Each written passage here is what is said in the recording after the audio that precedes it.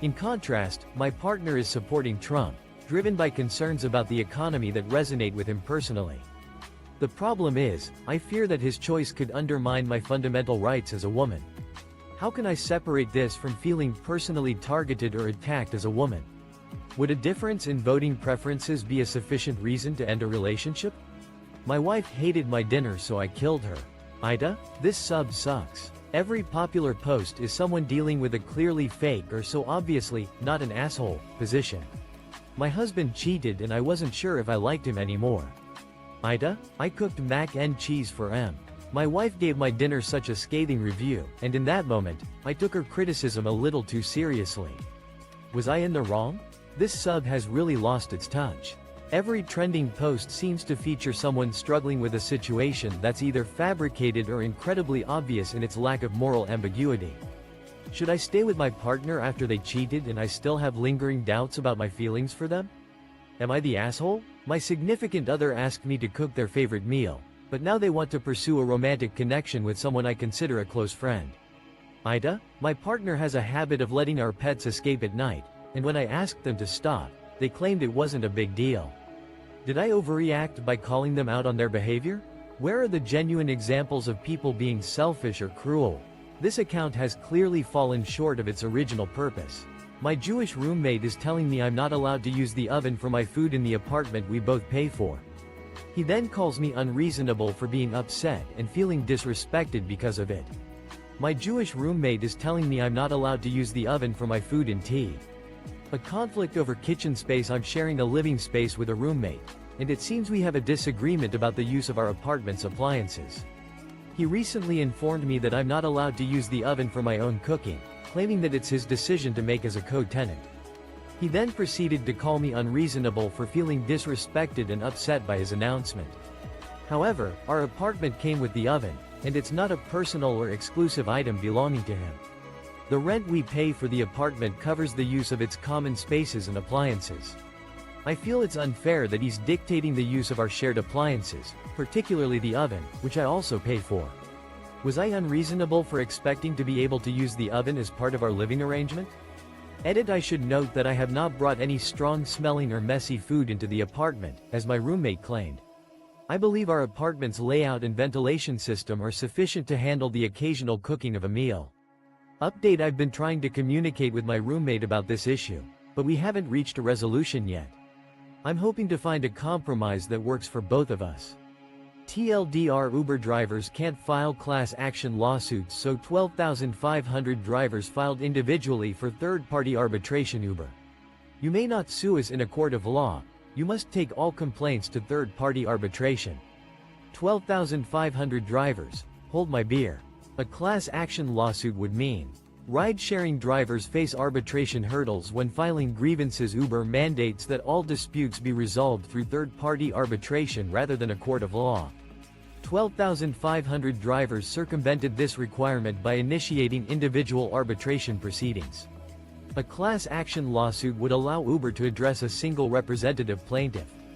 However, by pursuing 12,500 separate arbitration claims, the company is faced with the need to secure and compensate a large number of impartial arbitrators to handle each individual case.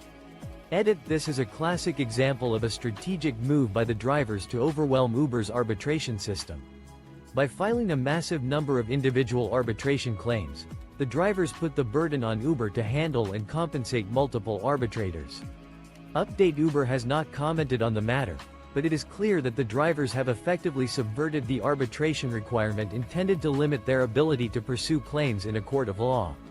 TLDR: 12,500 Uber drivers have collectively circumvented the company's arbitration requirement by pursuing individual arbitration claims, forcing Uber to deal with a large number of impartial arbitrators and increasing the company's costs. If you think violent criminals deserve a second chance and we should rehabilitate them, but think people should be fired for comments they made years ago, you're a hypocrite asshole. I'd rather some anti-gay marriage boomer keep their job than have to interact with a violent. If you advocate for giving a second chance to violent offenders who can be rehabilitated, yet believe that people should face employment consequences for past, seemingly minor, comments, then you embody hypocrisy. The possibility of a prejudiced, older person retaining their job, albeit with limited interaction, is more appealing to me than having to encounter a violent ex-convict at the local grocery store. If these violent offenders cannot maintain a non-violent lifestyle without extensive reintegration efforts from society, then perhaps they should remain incarcerated. I hold little concern for their potential for redemption, especially given that their past victims were denied the opportunity for reparation. My estranged family asked me for money. I haven't seen or talked to any of them in 23 years. They disowned me for being gay when I was 17. Now one of my brothers and one of my sisters called me because the family business is bankrupt and my parents are in danger of losing their. A distant family I had long severed ties with came knocking on my door, seeking financial aid. It had been a staggering 23 years since I last laid eyes on or spoke with any of them. Their decision to disown me at the age of 17, based solely on my sexual orientation, still lingered in my memory like an open wound. Recently, I received a call from one brother and one sister, informing me that their business had fallen into financial ruin and my parents were at risk of losing their home. They implored me to bail them out, suggesting that, as the spouse of an ophthalmologist, I possessed the means to do so. Their suggestion left me in stitches. Responding with a blunt and assertive rebuff was an intensely gratifying experience, one that allowed me to assert my long-standing boundaries and reiterate my independence.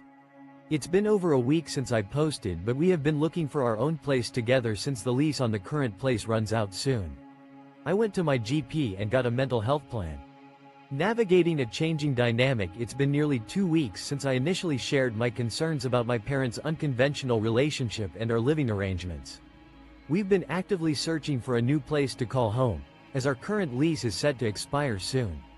I took the next step in addressing my well-being by consulting with my general practitioner and creating a personalized mental health plan. As a result, I'm now on the path to receiving free therapy sessions.